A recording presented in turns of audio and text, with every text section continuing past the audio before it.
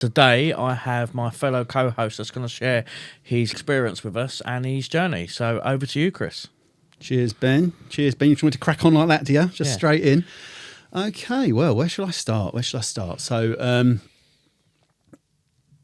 I am here today as someone who is like, at the moment, really comfortable with who I am, which is like a really nice place to be today. Because that isn't the way it's always been. In fact, that's not the way it's been for most of my life. And I didn't know why, really, a lot of the time. But without going into like too much detail as a kid, because I can't see the point of going over that too much for our discussion. But, you know, I grew up in a wonderful family, you know, wonderful household. 2 loving parents, 2 brothers.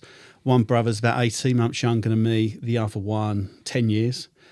So he came along a lot later. I think he was wanted and not a mistake. I think he was official. You know, I think they decided that they wanted him. And I'm glad because he's a good lad. You know, actually, both my brothers are amazing. Very lucky to have them.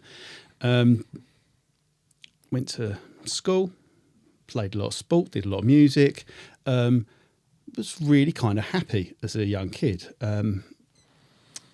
But as time went by, I think I really started to struggle with things. I didn't know why. And a lot of these things I started to struggle with really were perfection, actually. And it was a fear of not being perfect. And that was a personal thing.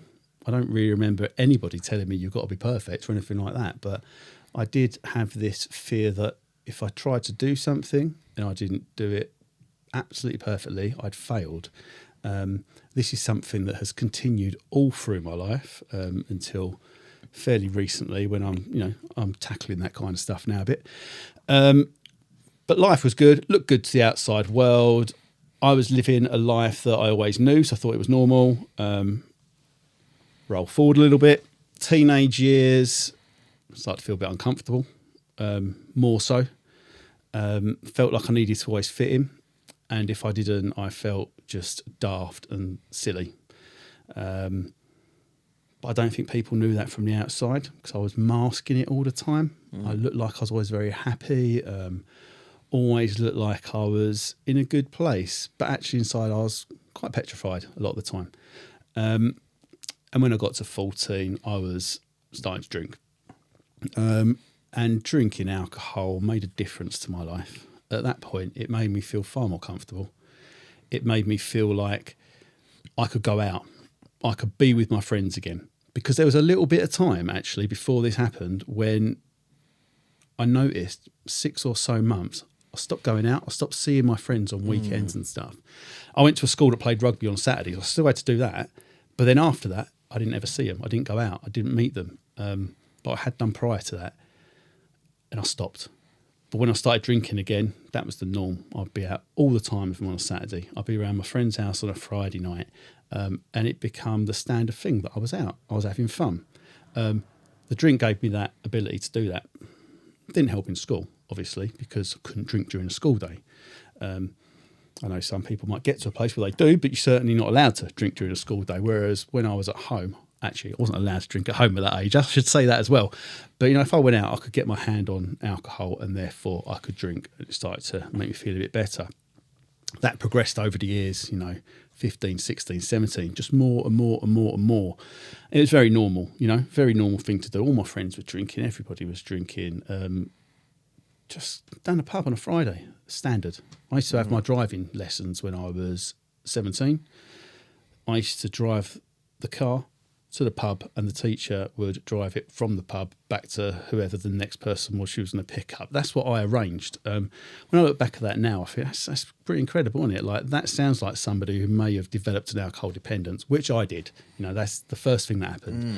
Very early doors, I was needing alcohol to feel better. Through my working life, it was the same. I found it very hard to complete tasks at work. Found it very hard to do things in an office which other people might have expected me to do. I found it very hard to answer a phone. Put my phone on silent. I'd ignore it, or I would make sure nobody was around before I answered it. when I got a work mobile, it was amazing because suddenly I could leave my desk when I was going to talk to people rather than have to answer it at the desk. And the problem for me was that if I say something that isn't quite right, everybody else is going to know you. I've got it wrong. I'm an absolute fool. What I recognise now is that I don't know everything, and that's absolutely okay. But generally, what I say is broadly correct, 'cause I've been in the same career now for many years. And if it isn't, that's okay as well, because I'll just ask someone. Like, it's all right. I'll try and find a solution. If I can't, I'll ask someone. But I didn't feel like that then, so it was just really, really scared. Anyway, this continued, the drinking, just to try and get through a day. I would procrastinate on all my work. I found it very hard to work in the office. In fact, I didn't often do it. I'd get home, have some drinks, and then I would work. That was a kind of something that happened for many, many years. Got married in my 20s. Wonderful lady called Zoe, absolutely incredible. I'd known her from school. We've had 2 kids, and they've both come along with their neurodiversity. I now know I've got ADHD, and I'll come on to that in a bit, but I didn't know that until a few years ago. So I can map that back now a lot, actually, to a lot of the addiction stuff that I've had. I'll come on to that. But, you know, it was lovely. I was in a loving relationship. I was a father of 2 kids. Brilliant. But still within me, I was struggling. And I think a real big turning point for me, actually, where things started to get more than just very difficult to quite dark, was when I had a couple of miscarriages within like a couple of years. And it was at that point I really didn't know how to, I'd never known how to show my emotions. I'd never known how to talk about how I felt. But it was at that point I really recognised that I just didn't know how to ask for help at all, because that was a time when I really needed it. I also realised that as much as I want to try and support other people who are going through something difficult, Zoe was obviously going through a really hard time, I didn't know how to do that either. And I couldn't tell her that. And I think it looked like I didn't care. So what happened was try to find another escape. And this is why I say I accidentally found gambling through watching the TV. I downloaded an app one day. It just seemed like the right thing to do on that day. When I saw the advert, downloaded an app to bet on a football game. It didn't end there. You know, within a few weeks, I was locking myself in offices at work, gambling on the football, which is what I'd downloaded it for, but also horses, dogs, pretend horses and pretend dogs, you know, the cartoon ones that are running around, pretend cars that are going around tracks, roulette wheels, slot machines. This all happened very, very quickly. And then suddenly I was like engulfed in that as well. That happened for a few years, on and off, the gambling, big binges. Drinking always happened. The gambling was big issue, lost a lot of money. Damn it, I need help. I'll ask for some help. But to me then, it wasn't about saying I'm struggling here and actually I've recognised I've got an addiction. It was, I did this by mistake, I better stop, but can I have some help? Can I have some money, please? If anybody asks you for money and they've got a gambling addiction, your best bet is to not give them money, because it just gives fuel. And that's what happened to me, because I genuinely thought I won't gamble again. And within a number of weeks or months, I was doing it again because I couldn't stop myself. That's what the addiction was doing. It drew me back in. The products that were there drew me back in as well. The next time, I think it was the next time, there might have been one in between, but I went to the NHS gambling clinic in London. I self-referred to that because I needed some help at that point.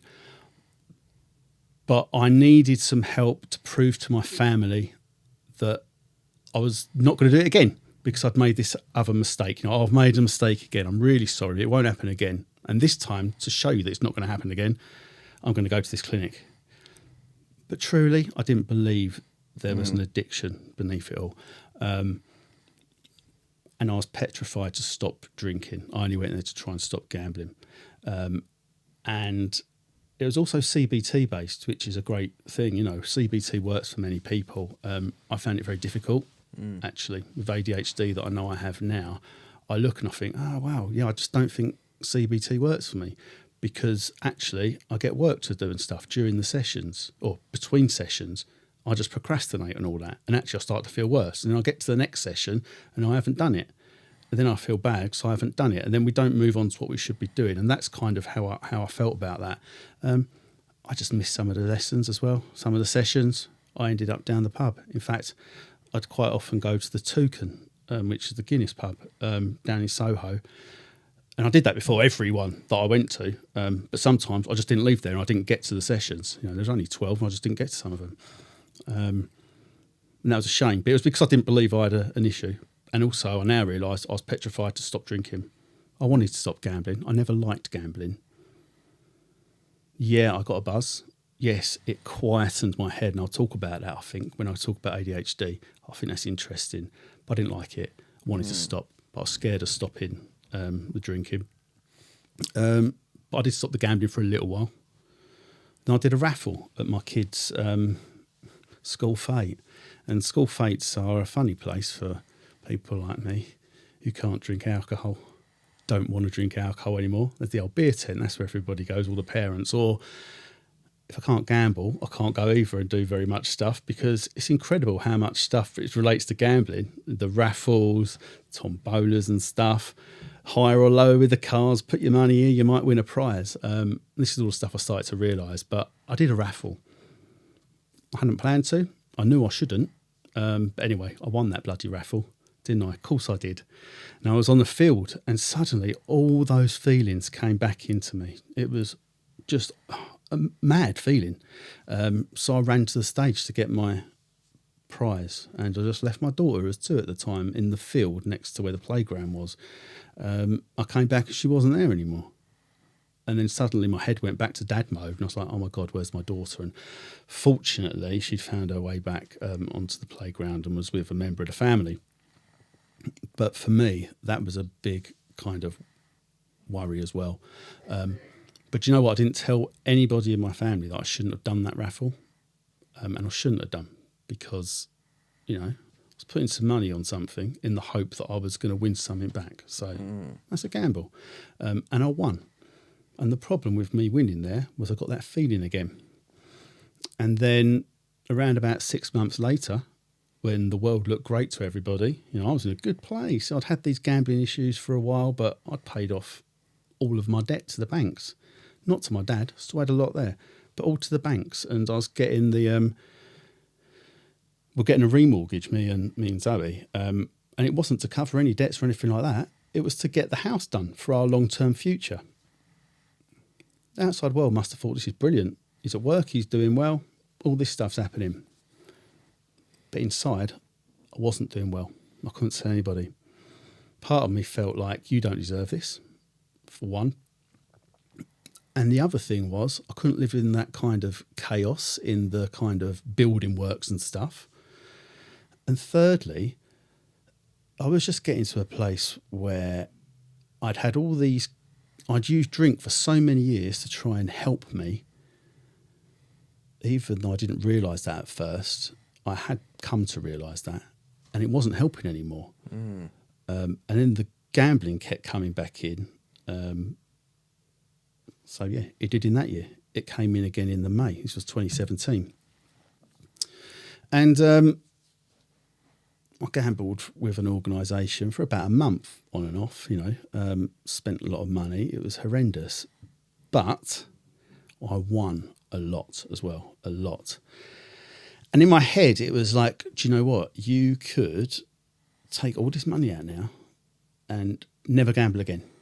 Just don't tell anybody you've done it, and hide this money away in 2 accounts, one for each kid. And then in 7 years' time, don't know why I picked 7, but in 7 years' time, you can tell Zoe that you had a little blip and you've never gambled again, but at least there's this money for our children.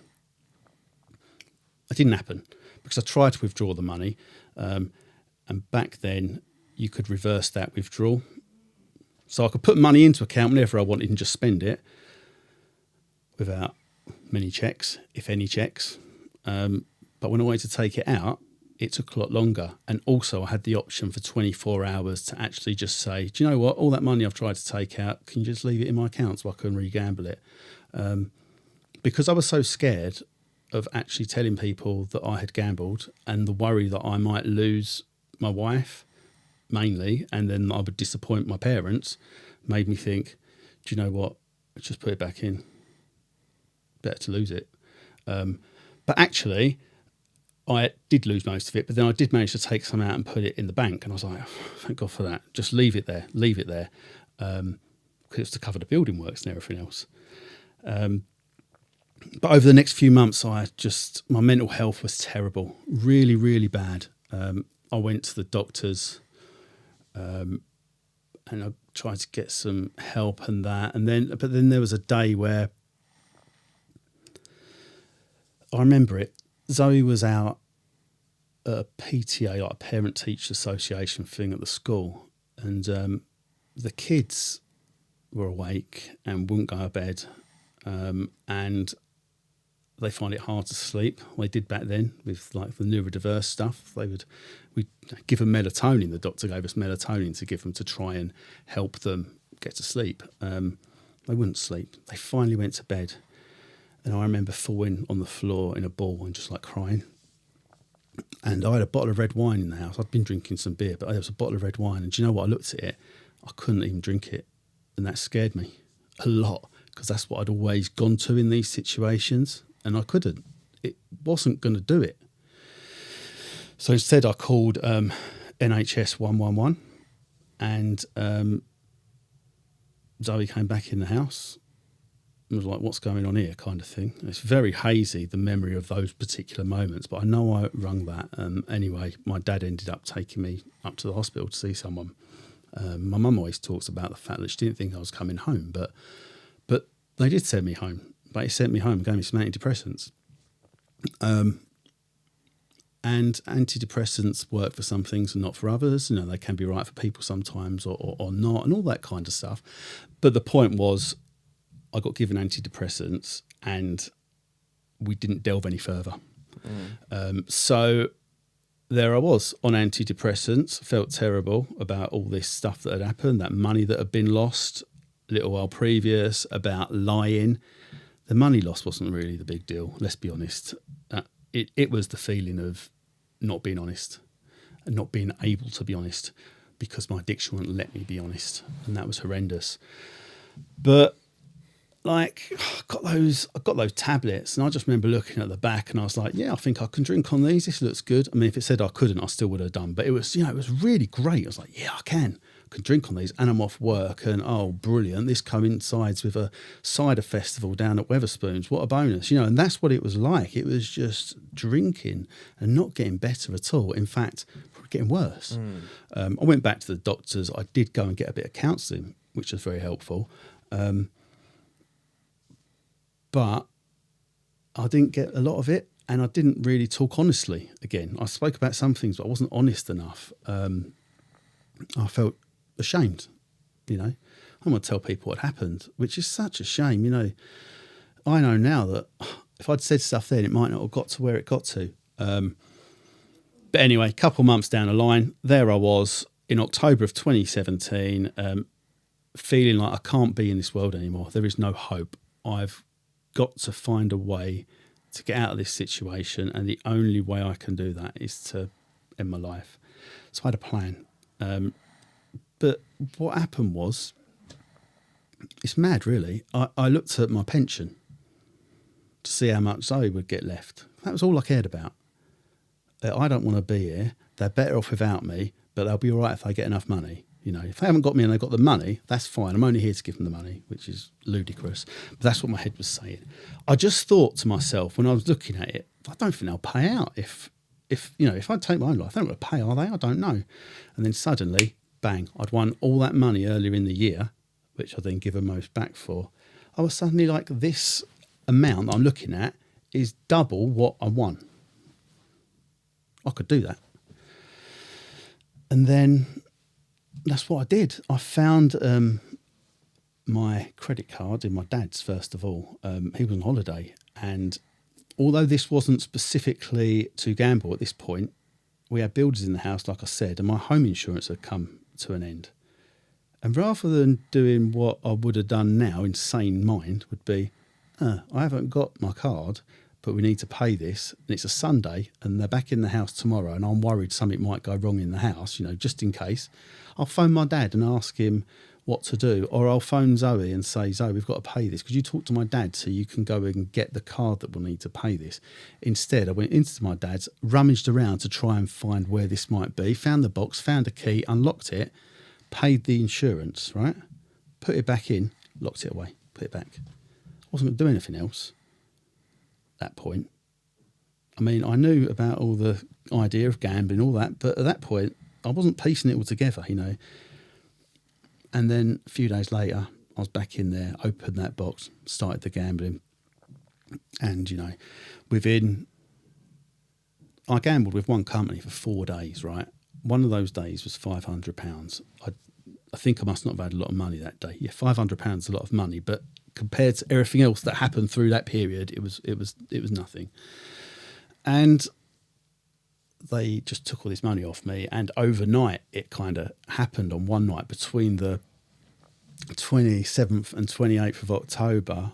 Nearly all that was done, and I spent all the money in my account. I spent all the money that was supposed to be there for the builders, and then I got the biggest loan a bank would give me just in the middle of the night by saying I needed it for home improvements, which wasn't true because I just spent all the money for the home improvements. I was getting this bit of money out so I could gamble so that I could die and leave the winnings to Zoe. And this was happening on a night when my son Alex was in Ireland. He'd gone there with his cousins, and I'd purposely planned for it to be this night because we were around Zoe's sister's house and Zoe was upstairs, she'd gone to bed. So I was going to win this money, press withdraw the money, knowing that previously that year I couldn't let it go out and I needed to escape this anyway. So then I was going to end my life at her sister's, and I knew exactly how it was going to happen.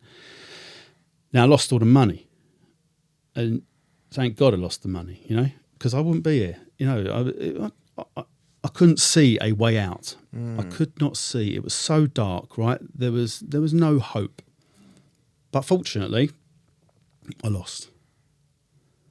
I lost everything I could spend that night. But more than that, I got to a place where it was like, you going to do it then? Are you going to end it like you planned? And I was like, no. And the reason I couldn't do it was because the plan hadn't come off, because my plan was more than just ending my life. It was ending my life, but making sure they were financially secure. Now, looking back, that's crazy, because it wasn't those finances that mattered at all. It was me getting better. And fortunately, I've been able to do that. And that's because I went to a GA meeting 4 days later, and I went to an AA meeting 5 days later. Because this time, and it was only after Zoe had found out, it was only after going to my parents that I did this, but this time it was different because I recognised I can't drink.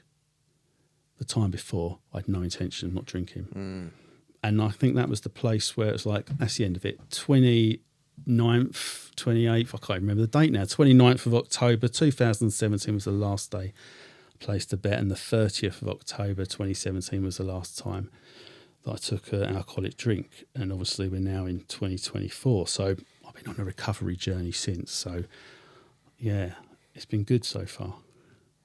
Thanks, Chris. I've known you for a while, and there's still some stuff there that I didn't know, so it's just good to listen. I think the thing that strikes me, before we get into the good stuff of recovery, as you alluded to, I think it'd be good for me to just understand some more of your emotions and feelings that was going on for you in that time. You've articulated, your journey and what happened. Can you talk us through sort of, some of the feelings behind your drinking and gambling, really? Yeah, it's an interesting question, that, because I never really understood my emotions, actually. I'm only starting to do that now. I knew that I felt bad, uneasy. I don't know how to even explain it because I didn't know what they were. But I felt like once I was drinking, I felt more comfortable. I guess comfortable is the word. But over time, that comfort disappeared, and I was drinking to try and find that comfort. Then I was gambling to try and reduce the speed of my head, That's what I found out, although I hadn't realised that then. I felt petrified all the time because I didn't like not being honest. It's the truth. I've always wanted to be honest. But addiction took me to a place where I just couldn't be. And I found that horrendous because I always wanted the people who love me, I want them to know everything about me. I want them to know, this is the genuine me and I'm not doing anything that's hurting you or me, Or if I am, you should at least know about it, because then maybe I'll get some help. And I couldn't do that. It was just feeling scared. And the most bizarre thing is, until I started to find recovery, I never knew I was living in this fear. I genuinely did not know. I just knew I didn't feel very good. That was it. I'm not very good. What am I going to do to make myself feel better? Just fear all the time. But I was petrified, really, of losing my family for the last couple of years. That's what it was. And that's one of the reasons why I didn't ask for help, really. Whereas looking back now, if I'd asked for help properly sooner, I would have got the help that I needed. And actually, it wasn't about other people. I needed to do that for me, because once I've done that for me, I can move forward. And that's either moving forward with those people who are around me then, or moving forward in a different way with those people, which is kind of what I've done. Yeah, like, you mentioned, like, you've got children and, I've got a daughter and, I think what strikes me is I always wanted to be a father, but I was incapable for a very long time, So I've really got identification with that because, and there's loads of instances. I think you've shared loads there that, we don't want to do the things we do, but we end up doing them because we can't stop them, and me too, my stuff's around fear, anxious, scared, kind of stuff. So, I sort of get it. I think what was unique, what I did have a little chuckle with was about the raffle, because I think something like that is just very mundane. It's a raffle. Yeah. I wouldn't think of it today if it's a raffle. Why not? But to an addict that suffers with a gambling issue that you've got, it's clearly set off, thoughts in your head around gambling, right? The fear of gambling again. Yeah. Oh, I mean, like, the feeling I got winning that prize would be no different to the feeling I got winning £1 million. Inside, it gave me that feeling. In fact, it was probably no different to the feeling of nearly winning £1 million. Do you know what I mean? So you get that thing where, gambling machines or so slot machines, basically, or online slots, they're designed in a way where you kind of get you nearly win. Oh, I nearly got it there because I've got 2 cherries and the other one's an orange, but it's nearly a cherry. It would have been a cherry next. No, you lost. Yeah. But that isn't how I feel. So if I got that close to it, I'm still having that same feeling. It's reinforcing it.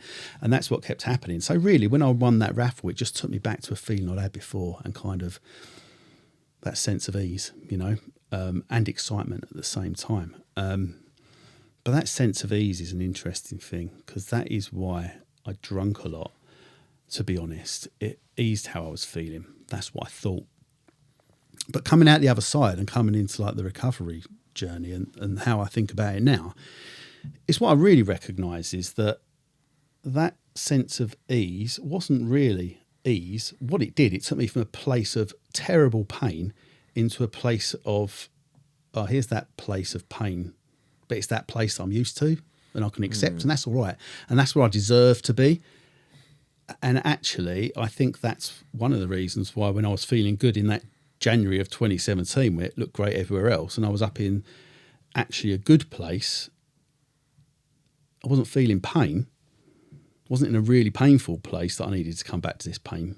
I was actually in a good place, and I couldn't handle that either because it wasn't my place of comfort. And my place of comfort was a certain level of pain. Whereas now, I really do get ease because I put the time in to do the right stuff to try and overcome whatever it is that I feel uncomfortable about. And that could be something that's painful, or it could be something that's really joyful and I still don't feel comfortable in that moment. So I try and do the right things, whether that be going and meditating, phoning a friend. We were talking earlier about, like you do a lot of colouring and stuff now, don't you, as well, to quieten your mind. It's finding those kind of things that can get you to that place where you feel comfort rather than comfortable pain, which is a big difference, you know. And I think that's been a huge thing for me. But it's amazing what a bloody raffle does, honestly. And people don't think about it at work, for example. You know, I'm very glad now that I would just tell people, you know, I just say, look, I don't do raffles, but take some money. It's absolutely fine. I'd love to give it to your charity, but don't give me a ticket. That's very hard for some. And it's certainly very hard when I first started in recovery, because people wonder why, don't they? And, you know, there's no reason why I should go and tell everybody at work that that I'm in recovery from a gambling addiction. I've chosen to because I wanted to, and I thought it would. Well, I wanted to tackle the stigma a little bit. I wanted to help others at work if there's anything going on, but also, and this is the main bit, I wanted to protect myself. You know. But that was very hard at first, but it's really important. But the more people who know around, then maybe when they do a raffle or something at work, they won't ask me, or they won't ask me in front of others. And they might even say, well, no, you can't do a raffle. Would you like to give to the charity? Because that's kind of where we've got to. But yeah. I think you mentioned something there really important. So I know you really well, but I want to share a bit to our followers, you know. Talk to me about work, because you're quite successful. And I think a lot of people get a stigma attached to addicts, that they're maybe down and out, or they can't cope, or whatever. So talk to me about that. I know you've been in your job a while. And quite successful. I mean, it's a real interesting thing, I think, because I do want to talk about this. And I have unbelievable self-doubt, right? I feel like I'm terrible. I feel like I don't know very much at all, right? But I've been in my job for 16 years. And I don't mean in exactly the same job, but in the same kind of part of an organisation for 16 years. And I'm obviously knowledgeable and I'm good. And I did say earlier as well about that not wanting to answer the phone and all that stuff. You know, that's happened at this job. Whereas now I answer the phone and talk, and I ask if I can't quite have the answer at that time or whatever. But for me, when I found out I had ADHD, which was like, I don't even know now, 2.5, 3 years ago, might not be that long, 2 years ago, can't even remember. But it was at that point that I really recognised that things could change, I think, as long as I started to learn about myself. There'd been 3 years prior to that where I'd been in recovery and was doing okay at work some of the time, but then I'd go into like a period where I couldn't handle things, where I would burn out, where I'd end up being off sick for a period of time. And didn't know why this kept happening. And it was really worrying me, you know, like, what is this all about? It was off the back of that I got the ADHD diagnosis, right? And since then, I've been just very open about it all, because that helps me. But also, if my organisation, as it says it is, wants to be diverse and it wants to be inclusive and actually it wants to get the best out of me, then I need to know how I work and how my brain works. I also need to be honest about the things that I find hard, so that maybe they can help me. Or maybe they can say, you do need to do that, Chris, but how can we help you get to it? You know, you can't just not do it. And that was an important thing.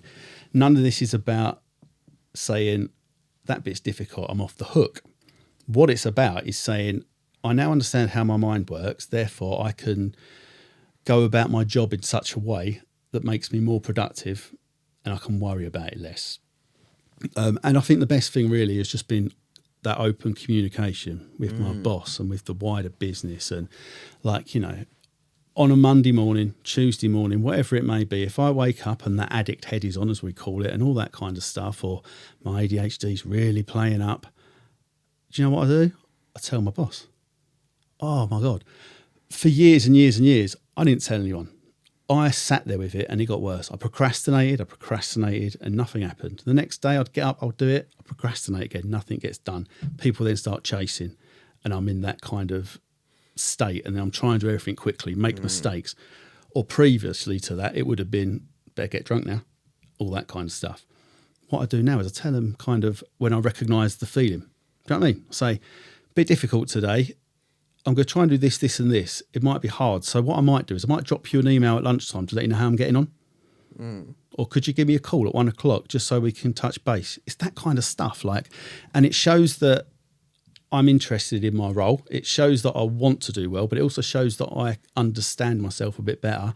And for other people to be able to help me, I need to understand so I can kind of help them understand me as well. And it's been great. Just, did a podcast with our finance director and stuff, and he shared that around the organisation, and it's brilliant.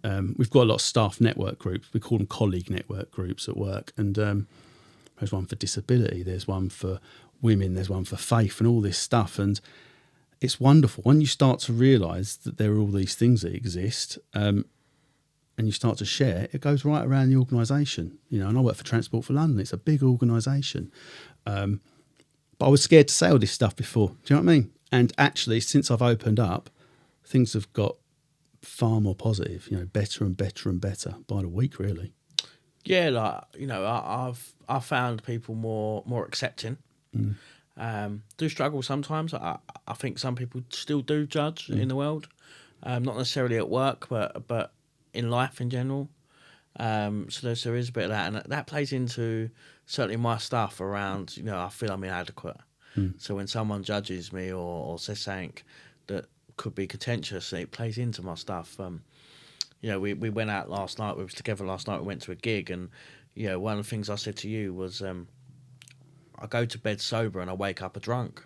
And that's so true. I go to bed tonight and I'll go, hopefully, God willing, I'll go to bed sober. I won't pick up a drink today or a drug.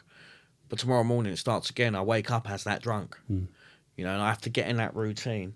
I know you've got a good routine, so can you share about that? Tell us about what you do, sort of, on a daily basis to sort of totally. So when I get up, I like to just be thankful for what I've got, whether that addict head is on me or not. It's all about being thankful and grateful, and I am. So I pray on that stuff, and I say that prayer. Thank you for this day. Thank you for a sober and gamble-free day yesterday. Always, because if I've managed that after all those years of struggle, then it's been a successful day, and I'm here for another day when there's been times in my life where I never thought I'd wake up. So I'm going to be grateful, no matter how I feel. I'm going to be grateful, and that gratitude thing's really important. So throughout a day, I do often think about something to be grateful for regularly. When I first entered recovery, I'd write a list at night time. Do you know what I mean? I need to write a gratitude list. That's a good thing for me. And it was. But actually what I wanted to do was just pick up these tools and ideas and techniques and just use them throughout the day. So, another thing, I used to feel so embarrassed to say sorry about stuff.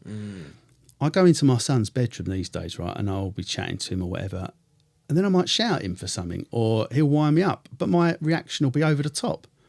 And I walk out and close the door, and then rather than walking off like I used to and have some kind of resentment, what I typically do, and we can't say we do this all the time, I certainly can't say I do it all the time, but nearly all the time, I open that door and I say sorry to my son. And it's just done and dealt with, isn't it? And that's so cool. That never used to happen. And I'm so thankful for that. So it's doing these things through the day. Resetting as well. That's another thing. So I used to think, terrible day. This is so bad. It's going to get worse. It's just going to get worse. And what can I do? And now it's just deep breath. Look at my feet. I just look at my feet. All right, I'm still here. That's good. What should I do now? And then I just take a bit of time. I take some breaths.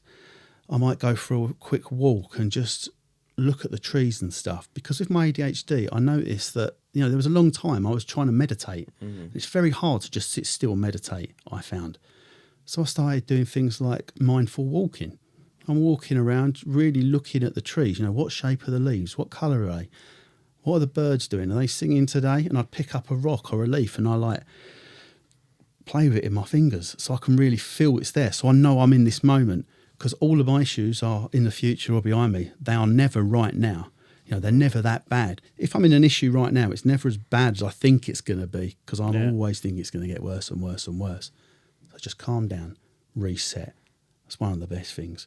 And I love that. But on the ADHD stuff, which is interesting, I think, because I do relate all of it back now to the addiction stuff. And you said about that kind of feeling of just inadequacy and all that kind of stuff. But if somebody tells you that you've not done a good job or you've done something wrong, or for me, it could be something as simple as you spilt water this morning. That's a bit daft. You know, other people would laugh it off. For me, it'd be like a dagger to the heart or a punch in Yeah. the stomach. And I realised that I'm so sensitive to rejection, like rejection sensitivity. But I think this is, going back to the work film, why I'm doing well right now is because I recognise at work, to get better at things, right, I'm going to need to have feedback, yeah? Some feedback is good. No, sorry. All feedback is good. That's what I'm trying to say. But some of it is, you did really well here. And some of it is, do you know what? That's a bit that you could improve. That's not a bad thing. That's something that's in my blind spot that I can't see. And if I want to grow and get better, whether that be through work or in recovery or just, you know, anything in life, I need to know about those things so I can make a choice whether I want to do something. So what I do now is I say to people, look, I want feedback, but by the way, this is how I feel sometimes. So if I look a certain way when you're giving it to me, don't worry about it. I want you to give it to me. I want you to be honest because I want to have it, so I've got this opportunity. I'm just letting you know how I feel, because now I understand. I understand that I have that kind of real sensitivity, over the top. You know, totally not what most people would have unless they feel like me or you. You know what I mean? So it's about understanding yourself, not shying away from it, and telling people, do you know what? When you're dealing with me, could you maybe just change how you do it a little bit? But I do need to hear it because I want to improve. Yeah, you know, I can relate. You know, we've had many conversations. I want to tap into something that we shared on the episode 1 around when I was relapsing, because I think that's really important. So, like, you know, for anyone that didn't see episode 1, you know, part of my relapse, I was on the phone to you, and I was using quite hardcore drugs, and I'd had an overdose sort of 4 or 5 days before, and I was sending you a video caller, and yeah, I want to say thank you again, because, you know, I think that fundamentally saved my life. Really, was the truth. I found recovery very shortly after that. But do you want to describe what you were going through, but why also it was important to share that message to me in that moment, because, you know, someone else could be struggling out there, and I think it's important that they hear that message. Yeah, no, absolutely. I think the important thing is, like, I'm so grateful you're there and you're okay today. But when I was, when you contacted me, first and foremost, I had to think of myself. You know, I did, because I had to make sure that whatever you were saying to me wasn't going to have a negative effect on me. And what I mean by that is, it doesn't mean I wasn't going to help, but I needed to make sure that if anything made me feel not good, that I said to you, you need to stop and phone somebody else, or I needed to go and ask for some help from somebody else. Now, I was okay, but that was always in my mind. And it was just, you know, hearing some of the things you were saying as well were just so bizarre. So I remember being out. So it's funny, actually, mindful walking, I was just talking about. I was out doing some mindful walking one of the days that you phoned. And you phoned up to tell me, like, everything's okay. I just got off my face, but I've given somebody my car keys, so everything's good. There's no problem here. Well, there was a huge problem, because, you know, that was the start of a relapse that nearly ended your life. But in your mind, it was all okay because somebody's got your car keys. And we spoke through that. But I recognised at that particular point, there was no need to have an in-depth conversation with you about where you were at, because you weren't able to have it. So we spoke the next day, and you were in a bit of a better place the next day, but, you know, you weren't great and all that. But the point was, we were doing this stuff, and it got to a place where it was like, look, whatever I say to Ben, he's got to take some responsibility here, and he isn't. And he's in a dark place. Now, he knows where the help is. I've told him where other help is. He knows where it is. There are other people he can reach out to, and other people reaching out to him. I'm going to tell Ben not to call me, because I don't think there's anything I can do right now to help him, other than maybe tell him not to call me. Hopefully that will give him the kick up the arse he needs. But I was worried, very, very worried that would be the last time I'd hear from you. But what more could I do? You weren't my responsibility. My responsibility was to look after me, number one. And then it was to be a friend, okay? And that's what I was trying to do. But I can't make you do things. I can't change you, can I? I can show you a way. I can offer you support. You've got to want to take it. So that's what I tried to do. And it got to a place where it was, don't call me. You've got to be clean for 3 days, then phone me back. Fortunately, the phone went. But, you know, I didn't know that it was going to. Yeah, and I think there's a line, don't know whether you want to share about it, but like between enabling someone. Like, I know that my support network and you know, my family enabled my using for a period of time. I know that you've got a bit of thing around that as well. Do you want to sort of discuss like that? Because I think it's important that we share to non-addicts, like that actually you could be a part of the problem because you can enable. Yeah, no, absolutely. And it's done out of love, isn't it? That's the thing. So Yeah. I suppose if we're talking about me, it would be the gambling side of stuff, you know. So without realizing, people, you know, maybe paying off some loans or debts, whatever, and I don't mean paying them off and me not paying them back. I was paying them back, but what that did was freed up some money, which was therefore fuel for me to go and gamble again. The best thing to have done would have been to say, no, we're not giving you any money. By the way, we'll give you a bit of food if you like, so that you know you can eat, but we're not giving you money, because if you've got money, you can go and potentially gamble. And I think sometimes it can be the same, whether that be drink or whatever. You know, people say, "Oh, I feel really down. You know, I need to drink to feel better," and you can wear them down a bit, and they offer that because it's like, do you know what? Okay, let's make sure this person gets through the day, and then we'll try again tomorrow. But do you know what? Somebody who's been through this stuff, I think, recognises that line's been crossed. That line has been crossed. This person is past that right now, and they need to make a decision for themselves. And they need to tell the people around them, don't give me anything. Don't give me any drink when I ask. It doesn't matter how bad I am. Don't give me any money. Don't do this or don't do that.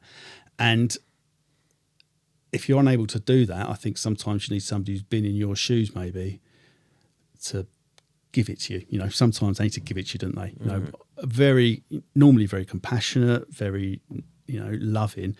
But at some point, compassion and love gets to a place where it is, go away, enough's enough. And that's a hard place to get to, but it needs to happen. Yeah, look, I think you can disagree, you can be tough with someone, but show empathy, and I think that's really important. It's done with empathy, but sometimes it's needed. You know, it's needed to knee jerk someone's recovery. You know, that's fundamentally the truth. Do you want to just you know, we're coming to the end, but do you just want to like sort of share about your recovery, where you are today? Like, you know, you're in an amazing place, I know, but yeah, no, big time. So, you know, I'm going to be on these podcasts all the time, so I won't say too much. But it's been a place of, from a very dark spot, going to a Gamblers Anonymous meeting on a Thursday night and an AA meeting on the Friday night, and just getting a little bit of hope, very small bit of hope, you know, a little glimmer, seeing some people who've gone through what I've been through, finally hearing someone or loads of people talk about stuff, and my mind going, I think I can relate to that. Blimey, yeah. And for the first time in those meetings, talking about how I felt. First time I could talk about how I felt, my emotions, become vulnerable. That was really important. And then once I'd done that, it was then about kind of helping others, you know, like just as the process went on, if somebody else needs some help, maybe I can help them. Maybe I could pass on a little bit of what I've learned. And then also recognise that just because I've got to that place, it doesn't mean I don't hurt still. So keep asking for help. You know, don't try and help others at a detriment to myself. So make sure that balance is right. And that's why I've done things like blogging. I found helpful and shared that. You know, did the All Bets Are Off podcast. You know, and now I'm doing this podcast and started Gambling Harm UK, the charity, and also, you know, like being a volunteer for Health Watch Essex and stuff like that. It's all done because it helps me first and foremost, and then I hope it helps some others. So yeah, it's been absolutely amazing. The journey continues. That's the beautiful thing. It's about discovery for me. It was never about going back to somebody I was. It's about becoming the person I'm meant to be. And through that ADHD diagnosis, that really gave me the opportunity to learn who I am. Cool. You know, look, thanks for sharing your story. It's been amazing. You know, you're a good friend of mine. We've started this podcast together. It's only going to grow. You've been a huge part of my recovery, so I'm grateful. You know, I just wanted to end the episode by, you know, saying, look, if you've got a problem out there, get in touch with us. We're on our socials, Instagram, Twitter or X, whatever you want to call it today. We've got our website, theguyandlightpodcast.co.uk. reach out to us. Me and Chris have been there. We know how it feels. If you need support, we can signpost the right place for you. And check below in the link when this video goes out, because there'll be a lot of the organisations that we've both used to get well and get better.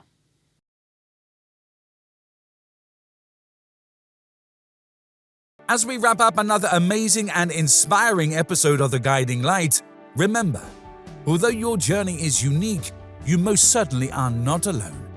If you have any questions or topics you'd like us to explore, reach out please across our socials or via our website www.theguidinglight.co.uk. Until next time, take care of yourself.